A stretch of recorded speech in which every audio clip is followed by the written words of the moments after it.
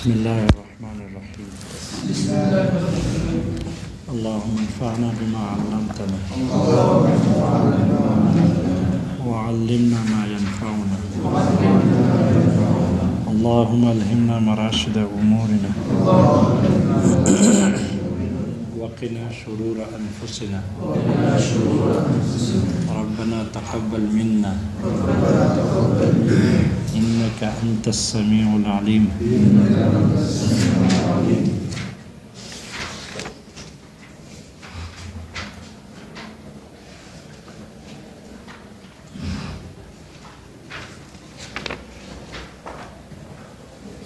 مصنف رحمہ اللہ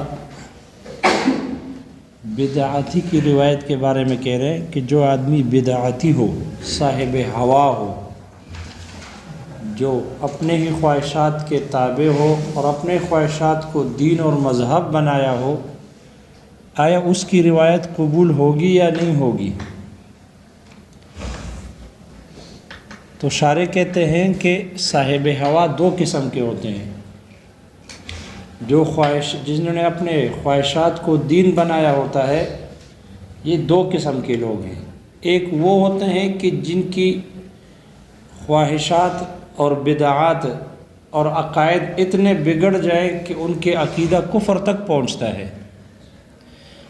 اگر وہ ان کے عقائد کفر تک پہنچے ہیں، جیسے کہ غالی روافض یا جیسے کہ مجسمہ یا جیسے کہ قادیانی، تو ان کے غلو جو ہے، ان کے عقائد کے بگاڑ یہ کفر تک پہنچا ہے۔ اس لیے اگر ایسا صاحب ہوا ہو، خواہشات نفس کا پجاری ہو، تو ان کی روایت قبول ہوگی یا نہیں ہوگی؟ اصولین کی ایک جماعت کہتی ہے کہ ان کی روایت بھی قبول ہوگی اور ان کی شہادت بھی قبول ہوگی، اس لیے کہ یہ لوگ اپنے آپ کو مسلمان کہتے ہیں اور اہل قبلہ ہے۔ جب اہل قبلہ ہے اور اپنے آپ کو مسلمان کہتے ہیں تو ان کی روایت بھی قبول ہوگی، جبکہ محققین علماء فرماتے ہیں کہ نہیں، ان کی نہ روایت قبول ہے اور نہ ہی ان کی شہادت قبول ہے، اس لیے کہ یہ لوگ ہیں کافر ہو گئے۔ جب یہ لوگ کافر ہیں تو ان کی نہ شہادت قبول اور نہ ہی روایت قبول ہے۔ دوسری قسم وہ صاحب ہوا ہے کہ جن کی عقائد اتنے نہیں بگڑے کہ کفر تک پہنچے، کفر تک نہیں پہنچے ہیں، تو اگر کفر تک ان کے عقائد نہیں پہنچے تو پھر ان کے بارے میں محققین کا، فقہا کا اختلاف ہے۔ ایک جماعت کہتی ہے کہ نہ ان کی شہادت قبول ہے اور نہ ہی ان کی روایت قبول ہے مطلقاً، اگرچہ لوگ کافر نہیں ہیں لیکن خواہشات نفسانی کو دین بنا رکھا ہے، اس لیے یہ لوگ جھوٹ کو بھی بولتے ہیں، حرام سے بھی نہیں بچتے، جھوٹ بولتے ہیں، اس لیے ان کی روایتوں پر کوئی اعتبار نہیں کیا جا سکتا اور ان کی روایت بھی قبول نہیں اور ان کی شہادت بھی قبول نہیں ہے مطلقاً۔ جبکہ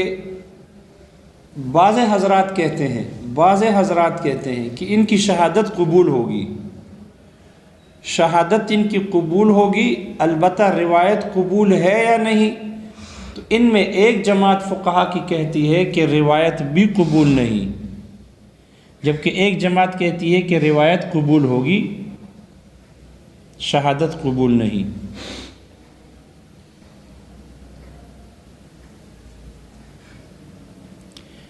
اور یہی مصنف کی بھی یہی رائے ہے،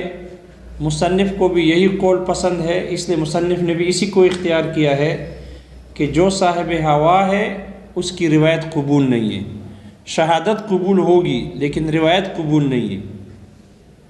اس کی روایت قبول نہیں ہوگی۔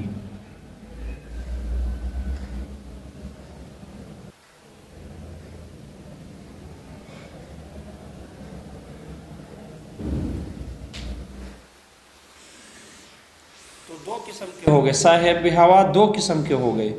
ایک وہ ہے کہ جن کے عقائد کفر تک پہنچ گئے اور لوگوں نے ان کی تکفیر کر لی، تو اگر ایسا صاحب ہوا ہے کہ جو نفس کا پجاری ہے اور اپنے خواہشات کو انہوں نے دین بنا رکھا ہے، اور عقائد ان کے اتنے بگڑ گئے کہ کفر تک پہنچ گئے ہیں، جیسے غالی روافظ، مجسمہ اور قادیانی، تو ان کے روایت قبول ہوگی یا نہیں ہوگی؟ ایک جماعت کہتی ہے کہ ان کی روایت قبول ہوگی، شہادت بھی قبول ہوگی مطلقاً، اس لیے کہ یہ اپنے آپ کو مسلمان کہتے ہیں، اہل قبلہ ہے، قبلے کی طرف منہ کر کے نماز پڑھتے ہیں، اپنے آپ کو مسلمان کہتے ہیں، اس لیے ان کی روایت اور شہادت دونوں قبول ہوگی۔ جبکہ محققین علماء حضرات کہتے ہیں، جمہور حضرات کہتے ہیں کہ نہیں، ان کی نہ روایت قبول ہوگی اور نہ ہی شہادت قبول ہوگی، اس لیے کہ ان کے عقائد کفر تک پہنچ گئے، یہ کافر ہیں، جب کافر ہیں تو ان کی نہ شہادت قبول نہ ہی روایت قبول۔ دوسرے قسم کے وہ لوگ ہیں صاحب ہوا کہ جن کے عقائد کفر تک نہیں پہنچے، تو ان کے روایت اور شہادت قبول کی جائے گی یا نہیں کی جائے گی؟ اس میں ایک جماعت کہتی ہے فقہا کی کہ مطلقاً ان کی روایت قبول نہیں کی جائے گی، نہ شہادت نہ روایت، اس لیے کہ لوگ جھوٹ بولتے ہیں، حدیثیں گڑھتے ہیں، جھوٹ بولنے سے بچتے نہیں، اس کی پرواہ نہیں کرتے، لہٰذا ان کی روایتوں کا بھی اعتبار نہیں ہے، نہ ان کی گواہی قبول ہوگی شہادت اور نہ ہی ان کی روایت قبول ہوگی۔ جبکہ ایک جماعت محققین علماء کی جماعت کہتی ہے کہ ان کی شہادت قبول نہیں ہوگی، شہادت البتہ روایت کے بارے میں اختلاف ہے کہ روایت شہادت قبول ہے، لیکن روایت قبول ہوگی یا نہیں ہوگی؟ شہادت قبول ہے لیکن روایت قبول ہوگی یا نہیں ہوگی؟ اس میں ایک جماعت کہتی ہے روایت قبول نہیں ہوگی، اور ایک جماعت کہتی ہے روایت قبول ہوگی، کیونکہ ان کی خواہشات اور ان کے جو عقائد ہیں یہ کفر تک نہیں پہنچے۔ تو جو حضرات کہتے ہیں روایت قبول نہیں ہوگی، ان میں مصنف رحمہ اللہ بھی ہے،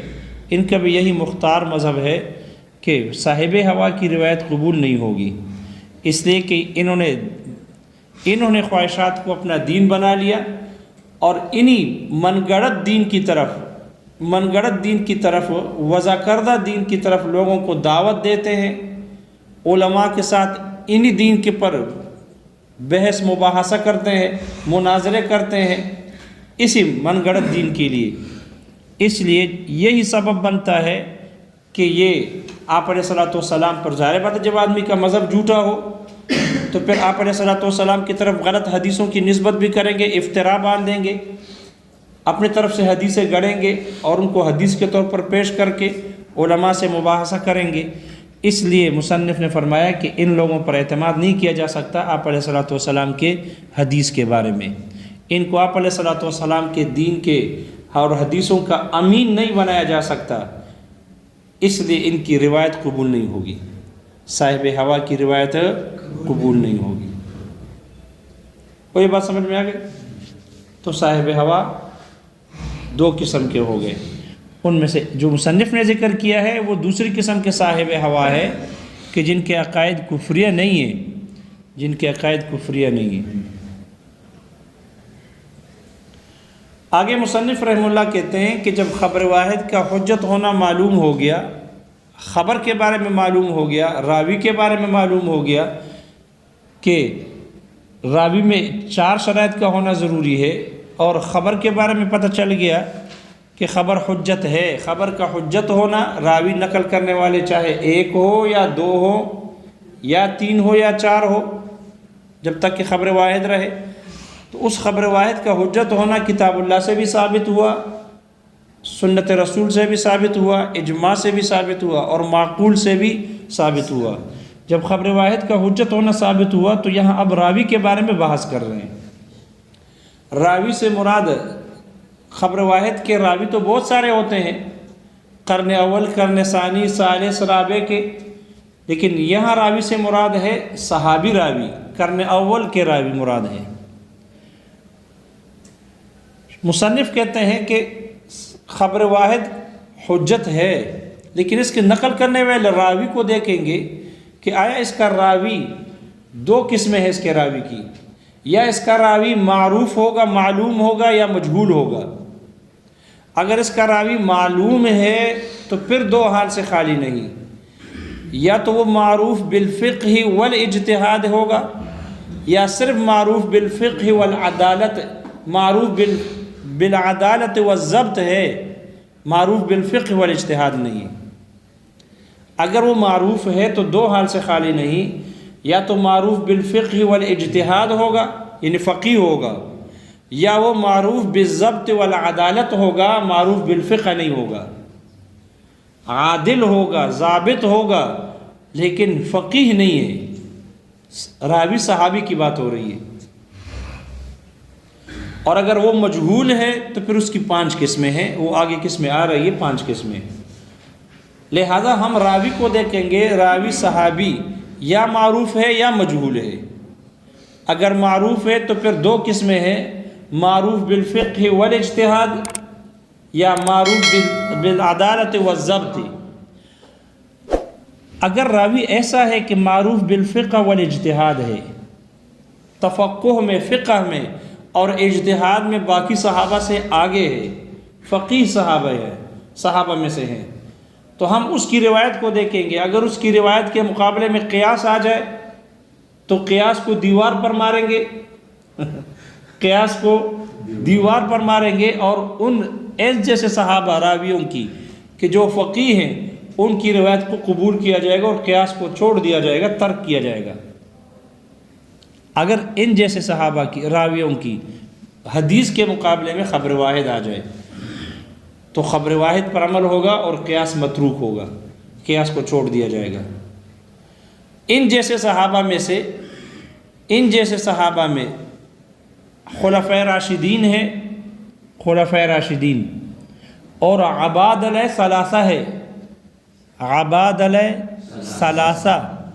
عبادلہ جمع ہے عبدن کی، یہ جمع وضعن ہے،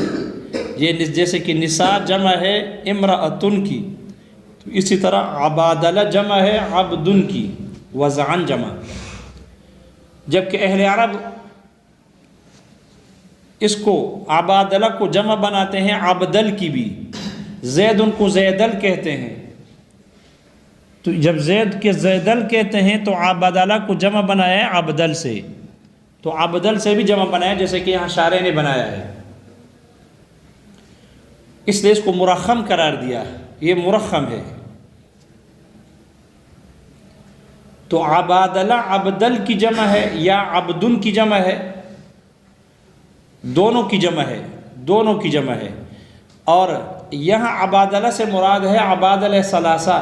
عبادلہ ثلاثہ فقہا کے نزدیک 3 ہیں، عبداللہ ابن مسعود، عبداللہ ابن عباس اور عبداللہ ابن عمر رضی اللہ عنہم، یہ 3 عبادلہ ثلاثہ فقہا کے ہاں ہے۔ جبکہ محدثین کے ہاں بھی عبادلہ کی اصطلاح استعمال ہوتی ہے، لیکن ان کے ہاں بھی عبادلہ سے 3 ہی مراد ہیں،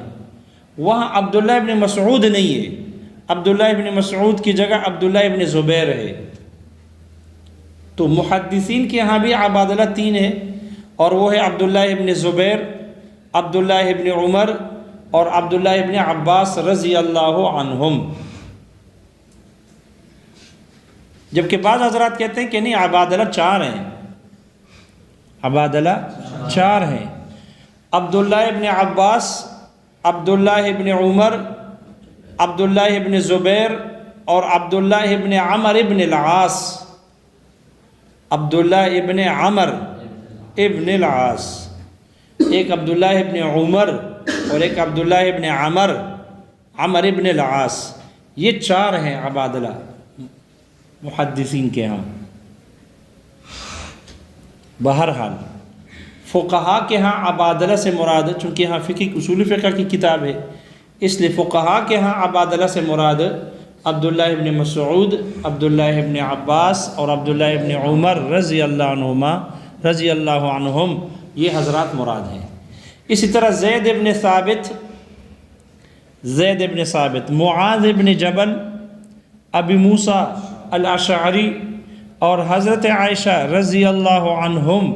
یہ حضرات مراد ہیں۔ اسی طرح ابی ابن کعب اور ابو درداء رضی اللہ عنہم، یہ حضرات بھی ان سے مراد ہے۔ یہ سب حضرات فقہاء تھے، مجتہدین تھے، باقی صحابہ سے تقدم میں، اجتہاد میں آگے تھے۔ اگر ان جیسے صحابہ کی روایت آ جائے قیاس کے مقابل میں، قیاس اس کے مقابل میں آ جائے، تو پھر قیاس کو چھوڑ دیا جائے گا اور خبر واحد پر عمل ہوگا۔ جبکہ امام مالک رحمہ اللہ کی طرف منسوب ہے، ملا جیون صاحب منار نے بھی ذکر کیا، نور صاحب منار نے، اور باقی حضرات نے بھی ذکر کیا، امام مالک رحمہ اللہ کی طرف نسبت کرتے ہوئے ذکر کیا کہ امام مالک رحمہ اللہ کا اختلاف ہے۔ امام مالک رحمہ اللہ فرماتے ہیں کہ اگر خبر واحد کے مقابلے میں قیاس آ جائے تو خبر واحد کو ترک کر دیا جائے گا اور قیاس پر عمل ہوگا۔ خبر واحد کو احترام کے ساتھ چھوڑ دیا جائے گا، احترام کے ساتھ، اور قیاس پر عمل ہوگا، قیاس پر عمل ہوگا۔ کون فرماتے ہیں؟ امام مالک رحمہ اللہ کی طرف یہ بات منسوب ہے کہ وہ کہتے ہیں قیاس کے مقابلے میں اگر آ جائے تو قیاس پر عمل ہوگا، خبر واحد کو احترام سے چھوڑ دیا جائے گا۔ اور وجہ دلیل یہ دیتے ہیں، استدلال کرتے ہیں حدیث سے۔ حضرت ابو ہریرہ رضی اللہ عنہ نے روایت بیان کی ہے، مرفوع حدیث ہے کہ حضرت ابو ہریرہ رضی اللہ عنہ سے روایت ہے، وہ فرماتے ہیں کہ آپ علیہ الصلوۃ والسلام نے فرمایا ہے، من غسل المیت فلیغتسل، جو کسی مردے کو نہلائے تو چاہیے کہ غسل کرے، ومن حملہ فلیتوضا، یا ومن حمل الجنازۃ فلیتوضا، جو میت کو اٹھائے تو اسے چاہیے کہ وضو کرے۔ اس روایت کو نقل کیا حضرت ابو ہریرہ رضی اللہ عنہ نے، روایت مرفوع ہے۔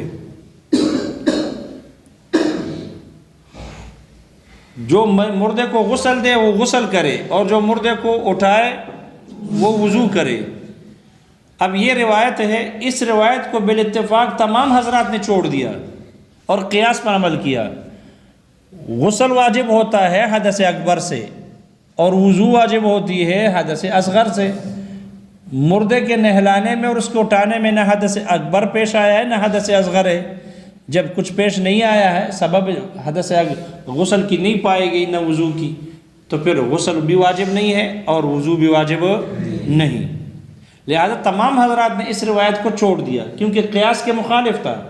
اسی وجہ سے شارح نے ذکر کیا کہ حضرت عائشہ رضی اللہ عنہ کے بارے میں کہ وہ کہتے ہیں کہ کیا اوینجس الموت المسلمین، کیا مسلمانوں کے مردے ناپاک ہوتے ہیں، گندے ہوتے ہیں کہ ان کے اٹھانے سے غسل واجب ہو جاتا ہے یا وضو واجب ہوتا ہے؟ اس لیے وما علی رجل لو حمل عودا، اس لیے آدمی پر تو کچھ بھی واجب نہیں ہوتا کہ اگر وہ کسی لکڑی کو اٹھائے، لکڑی کو اٹھانے پر کچھ بھی واجب نہیں ہوتا۔ اسی طرح عبداللہ ابن عباس رضی اللہ عنہما نے بھی اس کو رد کیا، اور انہوں نے فرمایا کہ ایلزمنا الوضوء بحمل عیدان یابسۃ، کیا خشک لکڑیوں کو اٹھانے سے ہم پر وضو لازم ہوگا؟ ایک جانب حدیث ہے، مرفوع حدیث ہے، دوسری جانب صحابہ قیاس سے اس حدیث کو رد کر رہے ہیں، نص پیش نہیں کر رہے، قیاس کی بنیاد پر اس حدیث کو رد کر رہے ہیں۔ تو اس سے امام مالک رحمہ اللہ استدلال کرتے ہیں، وہ کہتے ہیں دیکھو حدیث کے مقابلے میں قیاس آ گیا ہے اور قیاس کے مخالف ہے، تو قیاس پر عمل ہوگا اور حدیث پر عمل نہیں ہوگا، حدیث کو احترام سے چھوڑ دیا جائے گا، جیسے کہ صحابہ نے سب نے اس حدیث کو چھوڑ دیا۔ اور دلیل یہ دی ہے حدیث کے چھوڑنے کی اور قیاس پر عمل کرنے کی کہ حدیث میں شبہات بہت ہیں۔ یہ حدیث جو ہم تک پہنچی ہے، ہو سکتا ہے راوی سے سہوا ہوا ہو اور حدیث کو غلط بیان کیا سہوا ہوا ہے راوی سے، شبہ ہے، ہو سکتا ہے سہوا ہوا ہو سکتا ہے راوی نے غلط بیانی سے کام لیا ہو، جھوٹ بولا ہو سکتا ہے کہ آپ علیہ الصلوۃ والسلام نے فرمایا ہی نہ ہو، آپ کی حدیث ہی نہ ہو۔ تو ایک حدیث کا ہم تک پہنچنے میں کئی شبہات ہیں، ہو سکتا ہے وہ عادل نہ ہو، ضابط نہ ہو، اس کو وہم ہوا ہو، تو کئی شبہات ہیں حدیث میں۔ اور قیاس میں ایک شبہ ہے یہ شبہ ہے مجتہد نے کسی منصوص علیہ حکم پر غور کیا کہ یہاں یہ حکم کیوں لگا ہے، اس کے بہت سارے اوصاف میں غور کیا، ایک وصف کو مجتہد نے یہ سمجھا کہ یہ وصف علت کی، حکم لگانے کے لیے یہ وصف علت ہے، لہذا اس نے اسی وصف کو علت بنا کر دوسرے کو اس پر قیاس کیا۔ بس اس میں یہ شبہ ہے کہ مجتہد نے جس وصف کو علت سمجھا اور اسی کو حکم کا دار و مدار اسی پر مانا، اسی پر غیر کو قیاس کیا، تو ہو سکتا ہے یہ وصف علت نہ ہو، یہ وصف علت نہ ہو، منصوص علیہ میں یہ وصف علت نہ ہو بلکہ کوئی اور وصف علت ہو۔ اگر وصف اور ہوگا، دوسرا وصف علت ہوگا، تو پھر قیاس سرے سے درست ہی نہیں۔ تو یہاں صرف ایک شبہ ہے، قیاس میں ایک شبہ ہے اور حدیث میں 3-4 شبہات ہیں۔ امام مالک رحمہ اللہ فرماتے ہیں جس میں شبہ کم ہو اس کا لینا زیادہ بہتر ہے بنسبت اس چیز کے کہ جس میں شبہات زیادہ ہے۔ جب شبہات زیادہ والا ہے اس کو چھوڑ دیں گے، اور جس میں کم شبہ ہے، ایک شبہ ہے، 2 شبہ ہیں، ان کو اختیار کرنا اولا ہے۔ اس لیے وہ کہتے ہیں قیاس کے مقابلے میں اگر خبر واحد آ جائے مطلقاً، راوی جو بھی ہو، تو ان کی روایت کو احترام سے چھوڑ دیا جائے گا اور قیاس پر عمل ہوگا۔ ہم جواب میں یہ کہتے ہیں کہ یہ بات درست نہیں ہے۔ وجہ یہ ہے کہ حدیث اصل کے اعتبار سے وہ یقینی ہے، یہ بات یقینی ہے کہ آپ علیہ الصلوۃ والسلام نے فرمائی ہے، حدیث کا ثابت ہونا اصل کے اعتبار سے یقینی ہے۔ شبہ اتصال میں ہے، راوی سے لے کر ہم تک پہنچنے میں اس راوی